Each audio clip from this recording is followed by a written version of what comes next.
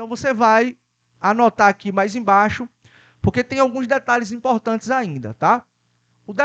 O primeiro detalhe é o seguinte: qual é o quórum para eventualmente a casa sustar o andamento do processo? É o mesmo quórum que eu coloquei aqui, ó.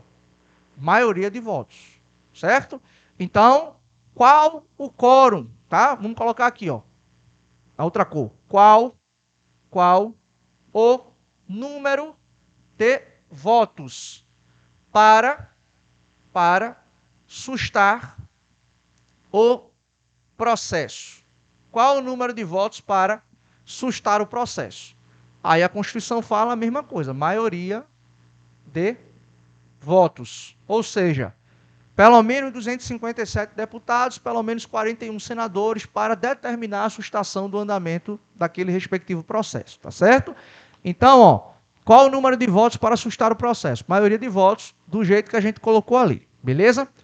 Outra coisa importante aqui, certo? Outra coisa importante aqui. Vejam, tem uma informação na continuidade, parágrafo 3º, 4º e 5º, que diz assim, ó: a sustação do processo pode ocorrer até a decisão final. Eu vou anotar isso daqui e vou explicar porque é uma confusão que a gente faz em prova. Deixa eu anotar aqui, ó. Até quando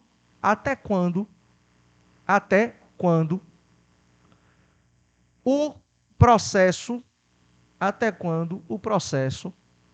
poderá, ser sustado? Até quando o processo poderá ser sustado? Até decisão final. Até decisão final de quê? Do processo. Porque senão é muito bom. Imagina, o partido político fica aqui de olho, ó, no processo do camarada. Depois de 3 anos, o Supremo condena o sujeito no processo. Aí o partido vai lá e diz assim: não, vamos fazer um pedido aqui para sustar o andamento do processo. Aí vai sustar o andamento do processo com um cara já condenado. Não faz sentido isso, beleza? Então, até quando o processo pode ser sustado? Até a decisão final, até a sentença lá, que não é sentença, chama-se acórdão no âmbito do tribunal, até o acórdão lá no STF, né, que pode ser condenatório ou absolutório, a gente não sabe. Mas o processo pode ser sustado até a decisão final. Olha para cá, porque é uma confusão que a gente sempre faz em prova. Ô, Helder, você colocou aqui embaixo que o prazo de análise é de 45 dias improrrogáveis. Por que você colocou aqui, dizendo que o processo poderá ser sustado até decisão final? Porque são coisas distintas. Como assim são coisas distintas? Aqui é a análise do pedido que foi feito, certo? Então, se algum partido apresentou um pedido à mesa diretora, esse pedido tem que ser analisado em 45 dias improrrogáveis. Agora, para o partido apresentar um pedido de sustação, esse pedido pode ser feito, ó, até a decisão final. Vocês entenderam a diferença? Uma coisa é o prazo para analisar o pedido que já foi feito. Outra coisa é o prazo para o pedido ser feito. Tranquilo aqui? Então, o partido político que tem a representação na casa pode fazer o pedido, ó, até a decisão final. E se o pedido foi feito, ele vai ter 45 dias aqui improrrogáveis para ser analisado. Tá claro isso? Tudo bem? E uma última coisa, para a gente poder anotar e deixar isso muito bem organizado no nosso material. No parágrafo 5º do artigo 53, a Constituição diz muito claramente: sustado o andamento do processo, a prescrição do crime fica suspensa também. Beleza? Porque senão seria muito bom, né? O camarada suspende o processo, a casa do camarada suspende o processo contra ele, o cara fica 30 anos direto no mandato, o processo suspenso, o crime dele prescreve e fica por isso mesmo. Então a Constituição diz: se o processo for sustado, a prescrição fica sustada também. Porque quando terminar o mandato dele, o processo volta a correr de onde parou. Pode passar o tempo que for, mas ele volta a correr de onde parou. Tá certo, pessoal? Tranquilo? Então tá aqui, ó. Imunidade formal relativa à prisão e imunidade formal relativa ao processo funcionam exatamente dessas duas formas aqui. Tranquilo? Presta atenção. Você conseguiu ver aí qual era o número daquela emenda que você olhou embaixo, que você perguntou, por que está assim, Helder? Diga pra gente aí. Qual é o número da emenda lá de 2021? É, perdão, 2001.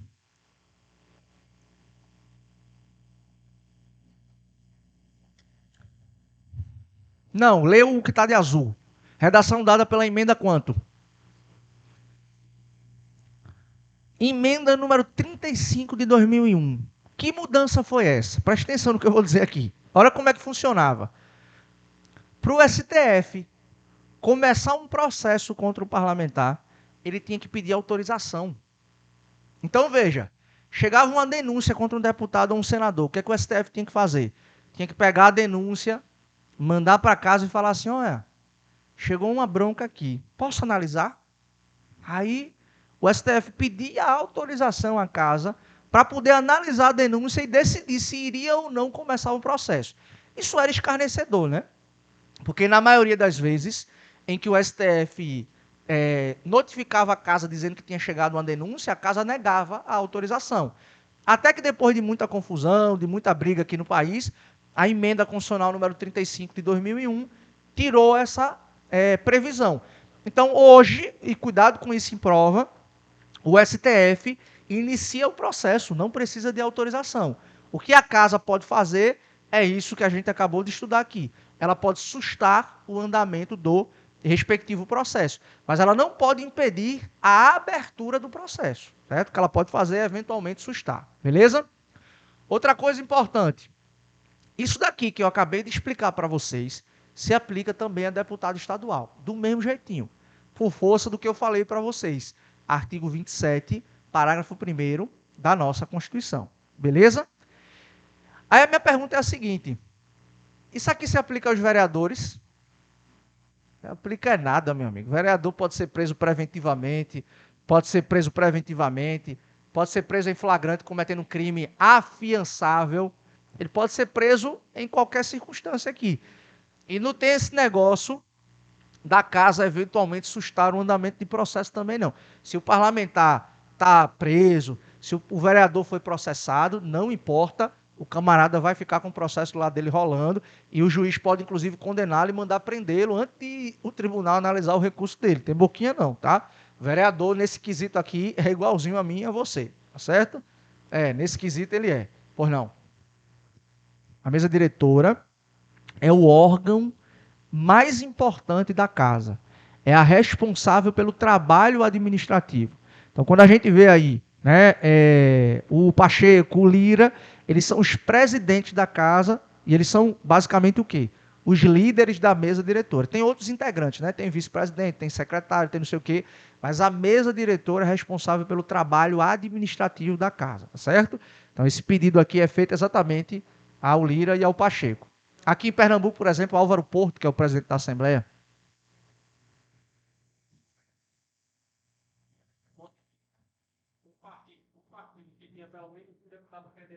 ou um senador, porque pode ser um senador.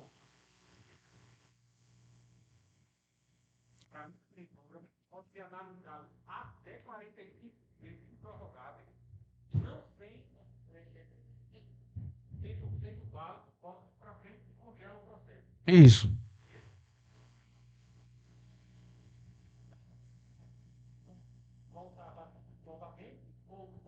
Não, o processo fica só paralisado. É a buzina do Chapolin. Depois pode dar outra buzinada e volta a rolar. A buzinada é quando termina o mandato.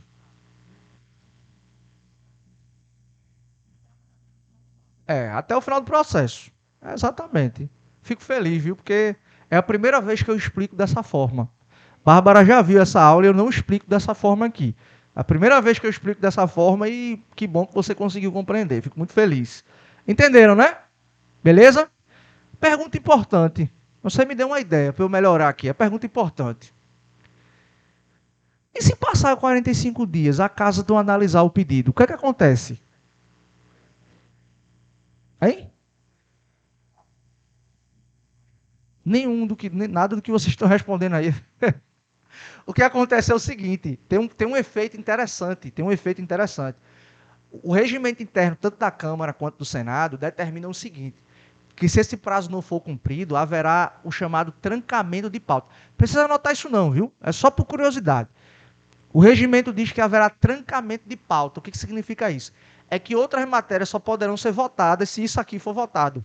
Entendeu? Então é como se a porta fechasse. Só vou abrir a porta quando resolver isso daqui. Beleza? Aí você me pergunta, e se baterem o pé e não quiserem analisar não sei o quê? Alguém provavelmente vai brigar no STF e o STF vai mandar o negócio ser analisado. Porque se tem prazo, tem que ser cumprido, né? Mas isso aí gera o efeito do trancamento de pauta. Beleza, né? Tranquilo? Ok.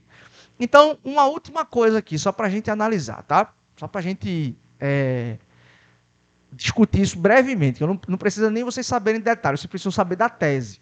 Veja, há alguns anos, especificamente de 2015 para cá, 2016 para cá, nós tivemos algumas situações aqui no Brasil bem interessantes que envolveram decisões do STF que determinaram o afastamento de alguns parlamentares dos seus respectivos mandatos. Então, por exemplo, teve uma decisão que determinou o afastamento de Eduardo Cunha do mandato, teve outra decisão que determinou o afastamento de Aécio Neves, de Renan Calheiros, etc. e tal. Se vocês perceberem aqui, eu não falei em nenhum momento de afastamento de parlamentar do mandato. Eu só falei de possibilidade dele ser preso, de abrirem processo contra ele e a casa poder sustar. Mas o STF começou a dar canetada e começou a determinar o afastamento. E qual era o fundamento do STF? Se você aí que está analisando o texto, né, conseguir observar, artigo 319 do Código de Processo Penal. Se você abrir aí, artigo 319 do Código de Processo Penal. O que é que tem no artigo 319 do Código de Processo Penal? Algo muito curioso que vocês sabem, que vocês conhecem. Lá no artigo 319 do Código de Processo Penal, existe o chamado rol das medidas cautelares diversas da prisão. Essa historinha que vocês veem gente na rua com tornozeleira, o fundamento, o Wi-Fi, o fundamento está no artigo 319 do Código de Processo Penal. Sabe aquela história que fulano está proibido de frequentar determinados lugares? Fulano não pode estar na rua depois de determinado horário. Fulano está proibido de sair da cidade. Isso tudo se chama medida cautelar diversa da prisão. Esse artigo 319 do CPP, ele foi alterado exatamente em 2011. Por quê? Porque até 2011, como é que funcionava aqui no Brasil? Se o camarada fosse preso, o juiz só tinha duas opções. 3, 4, enfim. Mas basicamente era, ou o sujeito tinha sua prisão em flagrante convertida em preventiva, e aí, meu velho, ia responder ao processo encarcerado, ou o juiz fazia o quê? Concedia a liberdade provisória ao sujeito, arbitrava fiança ou sem fiança. E, eventualmente, se a prisão fosse ilegal, o juiz tinha a obrigação de fazer o quê? De relaxar. Só que não havia a chamada medida intermediária. O que é uma medida intermediária? Nem deixar o camarada preso 100%, deixar o camarada em liberdade 100%.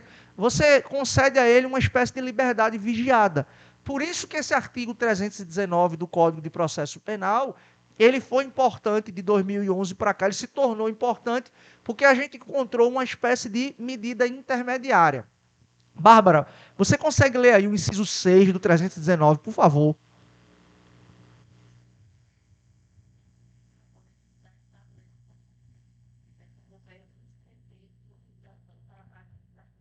Obrigado. Então, veja, o artigo 319, o inciso 6 dele, dentre as hipóteses de medidas cautelares diversas da prisão, nós temos a possibilidade do juiz mandar afastar alguém da sua função pública.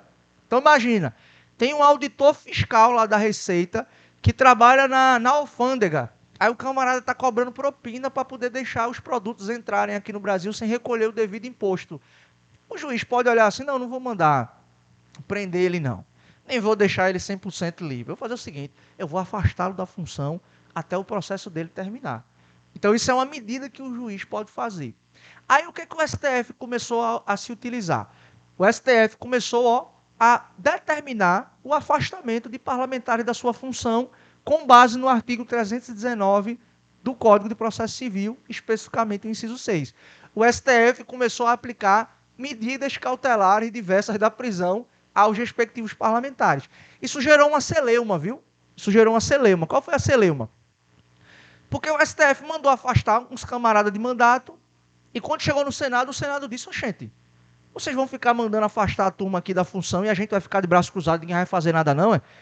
Aí, no primeiro momento, qual foi a resposta? Né? Informais, as respostas informais do STF. Não, se o STF está mandando afastar, ele tem que ser afastado mesmo. Até que o Senado botou o pé no freio e disse, não é assim não, fera. Primeiro, nem tem isso na Constituição, isso está na lei, para começo de conversa. E segundo, se eu, Senado, delibero sobre prisão e delibero sobre processo, eu tenho também que deliberar sobre medida cautelar diversa da prisão. Sabe por quê? Quem pode o mais, pode o menos. Entenderam a lógica? Então, se o STF afastar algum parlamentar do seu mandato, o procedimento tem que ser exatamente esse daqui que eu acabei de explicar para vocês. Então, o STF tem que notificar, se alguém fizer pedido, vai ter esse prazo e vai ter esse quórum aqui para que a casa delibere se o camarada vai ser afastado ou não. Então, do mesmo jeito que a casa delibera sobre processo, sobre prisão, tem que deliberar sobre afastamento do seu respectivo parlamentar. Quem dá a palavra final, no final das contas, é a respectiva casa. Isso foi até uma decisão envergonhada do STF, viu? Sabe como foi que o STF firmou essa tese? Foi assim, ó. O ministro Marco Aurélio mandou afastar Renan Calheiros do mandato. Aí o oficial de justiça foi lá no Senado levar a intimação. Sabe o que Renan Calheiros fez? Pode voltar. Eu não cumpro decisão de juiz, de ministro sozinho, não. Eu só vou cumprir a decisão se for de todo o STF. Aí quando o STF se reuniu às pressas no mesmo dia, para decidir se iria afastá-lo ou não, sabe o que o STF fez? Revogou a decisão do ministro. Aí o Senado ganhou força, deu uma respirada. Aí o STF foi julgar a causa para decidir se eles poderiam ou não determinar o afastamento do parlamentar. Aí a tese foi a seguinte, anotem aí. Vocês vão anotar assim, ó. Abram aí o espaço no caderno para vocês anotarem o seguinte. O STF poderá, anotem aí, o STF poderá determinar, o STF poderá determinar a aplicação de medidas cautelares diversas da prisão. Vou repetir. O STF poderá determinar a aplicação de medidas cautelares diversas da prisão aos parlamentares federais. Ok? Ponto. Vou repetir. Calma. Calma, vou repetir 200 vezes aqui. Você precisa ficar, repete, repete, repete. Não, vou repetir. Só anota. O STF poderá determinar a aplicação de medidas cautelares diversas da prisão aos parlamentares federais. Ponto. O STF poderá determinar a aplicação de medidas cautelares diversas da prisão aos parlamentares federais. Beleza? Essa é a primeira parte da tese. Então, nós acabamos de aprender que, por força do artigo 319 do Código de Processo Penal, há uma série de medidas que colocam o sujeito numa condição de liberdade vigiada. Certo? Ok. Então, nós acabamos de anotar no nosso material que o STF pode aplicar medidas cautelares diversas da prisão aos parlamentares federais. Ponto. Aí você coloca agora, no entanto, tem vírgula ou não tem vírgula depois do no entanto? No entanto, caso a medida cautelar diversa da prisão, no entanto, caso a medida cautelar diversa da prisão, caso a medida cautelar diversa da prisão interfira no exercício do mandato, caso a medida cautelar diversa da prisão interfira no mandato, caso a medida cautelar diversa da prisão interfira no exercício do mandato, a casa respectiva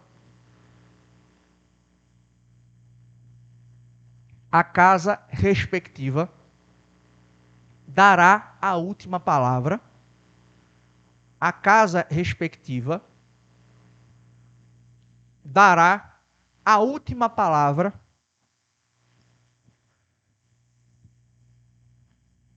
A casa respectiva dará a última palavra sobre a validade da medida. A casa respectiva dará a última palavra sobre a validade da medida. Beleza? Olha para cá. Terminaram de anotar para vocês entenderem o que vocês anotaram. Não é só ficar reproduzindo o negócio aí não, que isso vai aparecer na prova. Para você entender o que você acabou de anotar. O STF pode aplicar medidas cautelares diversas da prisão aos parlamentares? Pode ou não pode? Sim. Ok? No entanto, se desse artigo 319, como por exemplo, afastar da função, porque, veja, o STF, teoricamente, pode botar uma tornozeleira no deputado, viu? Pode botar uma tornozeleira no deputado. Para ele ficar lá com a liberdadezinha dele vigiada. O STF pode dizer assim, ei, você não pode ir para tal lugar enquanto você tiver com essa medida. Você tem que estar recolhido à sua casa a partir das 22 horas. Esse tipo de coisa pode acontecer. Então o STF pode aplicar as medidas cautelares diversas da prisão. Só que vejam, dentro do artigo 319, existem medidas que são mais brandas e outras são mais severas. Vai depender sempre do contexto, tá? E aí, a segunda parte da anotação que vocês fizeram diz respeito ao seguinte, que se dentro do artigo 319 nós tivermos alguma medida que interfere no mandato, por exemplo, mandou afastar o camarada, isso interfere ou não no mandato? O camarada não vai poder trabalhar se o STF está mandando afastá-lo. Se eu tiver medida que interfere no mandato, aí quem é que vai dar a última palavra, se isso vai valer ou não? É a casa por esse processo aqui. Então, quem dá a última palavra, se vai valer ou não, é exatamente a casa parlamentar, de acordo com esse procedimento. Isso foi um freio que o Senado colocou no STF, porque senão o STF estava toda semana mandando afastar parlamentar do mandato. Oi? Porque senão estava toda semana mandando afastar a gente do mandato. Tá certo, pessoal? Entenderam até aqui? Ok. Então, está entregue aí imunidades parlamentares. Vamos dar um intervalo. Daqui a pouco a gente retorna. Ó, só um aviso importante aí que eu esqueci, inclusive, de comentar com vocês ontem. Veja, eu lancei um checkmate aqui de direito constitucional e de direitos humanos, viu? Para o concurso de vocês. O pessoal estava comentando aqui que a turma do CFO está lotada aí do lado, porque eles estão na fase de checkmate. Inclusive, eu dei o checkmate de direito constitucional dia 30 de dezembro e o de direitos humanos foi sábado passado à tarde, inclusive. E aí eu lancei dois também. Lancei um de direito constitucional e um de direitos humanos. Então, o de direito constitucional vai ser na próxima sexta-feira à tarde. E o de direitos humanos vai ser na outra sexta-feira, se não me falha a memória, dia 26. Então vai ser dia 19, 26 ou 19 e 25. Então quem tiver interesse, cuidem aí em fazer a matrícula. A gente vai responder todas as questões aqui possíveis e imagináveis da OCP para que vocês cheguem aí, todo mundo afiados e afiadas na disciplina de Direito Constitucional e Direitos Humanos, viu? Só questões, só questões. Vai, próxima sexta-feira, parece não. Os 2 dias, R$60 e uma aula só, R$40. Então, pega a casadinha que fica bacana aí. Vamos embora. Posso apagar? Eu acho que esse desconto é para aluno. Não sei, vai ter que ir lá embaixo. Aí, não. Eu não vou dizer que tem desconto se a administração não disser aí, não é comigo não. Vai. Mas, olha, aluno é sempre bem tratado, pô. Vai lá embaixo, ó. Junta a galera, professor. Não, mas o checkmate tem. O checkmate tem. Não, vamos lá. Vocês vão lá embaixo conversar ou não vão? Então, vamos lá conversar. Que eu mando o WhatsApp. Vamos conversar, rapaz? Oxi. Ó, a gente vai estudar poder executivo, certo? E aí a gente vai estudar artigo 79, 80 e 81. Então, deixem anotados aí que nessa parte aqui da aula a gente vai ver esses 3 artigos, tá certo? Artigo 79, artigo 80 e o artigo 81 do nosso texto constitucional. Simbora estudar o negocinho aqui. Não tem boquinha não, pô. Mas o aulão de quê? Ah, sim. Mas é porque vocês vão querer fazer o aulão do CFO, é? É, rapaz. Mas vem aí, vamos no checkmate, rapaz. Deixa de chorar. Vamos fazer o checkmate, que dá certo. Rapaz, juntem a galera e digam ao curso assim, ó, a gente tem tantos alunos, que a gente providencia isso é o de menos.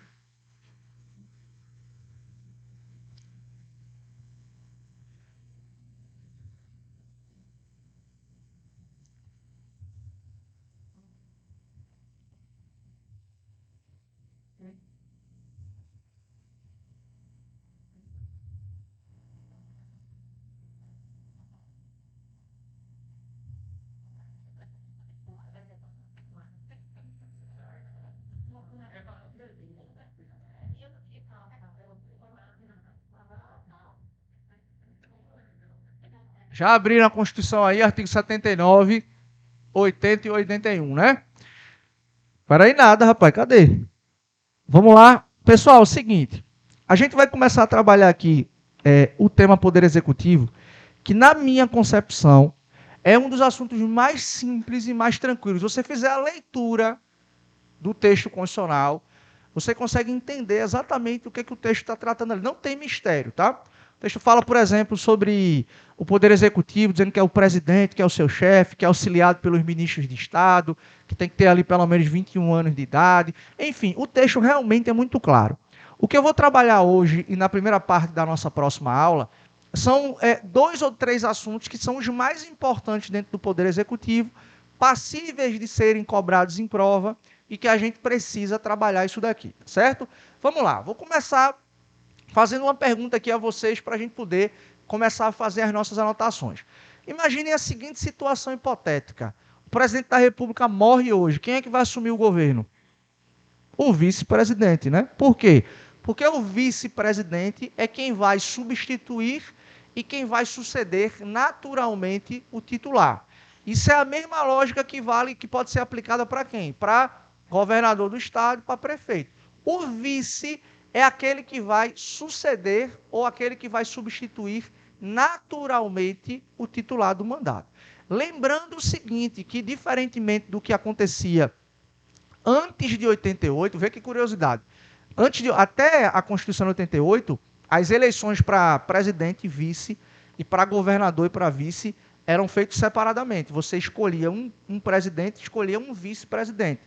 E aí isso dava problema, né? Porque às vezes acontecia de escolher um presidente de um lado e o vice-presidente do outro. Foi o caso que aconteceu com Jânio Quadros e João Goulart, né? Aquele período ali da ditadura e tal, eles eram de perspectivas políticas diferentes. E aí, em 88, o que aconteceu? A famosa chapa única.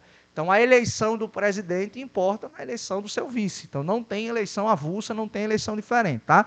É uma chapa presidente e vice-presidente aqui. Só que percebam, eu usei 2 expressões distintas aqui. Eu falei que o vice, ele substitui e ele sucede o presidente da República. Qual é a diferença de ser substituído e de ser sucedido? E aí? Vamos anotar isso daqui para a gente poder levar a questão para a prova. Vamos lá. Ó. Nós temos aqui a substituição, nós temos aqui ó, a substituição e nós temos aqui a sucessão, certo? Então nós temos aqui ó, a substituição e nós temos aqui a sucessão. Qual é a diferença da substituição para a sucessão? A diferença é muito simples. A substituição, ela ocorre por razões aqui, ó, que é temporária, né, alguma razão temporária. Então, uma licença para tratamento de saúde, por exemplo. Então, o presidente se afasta, o vice vai fazer o quê? Ele vai substituí-lo. A sucessão não, pessoal. A sucessão ela ocorre por razões definitivas, tá? Então, o motivo que gera a sucessão é o motivo aqui, ó, definitivo.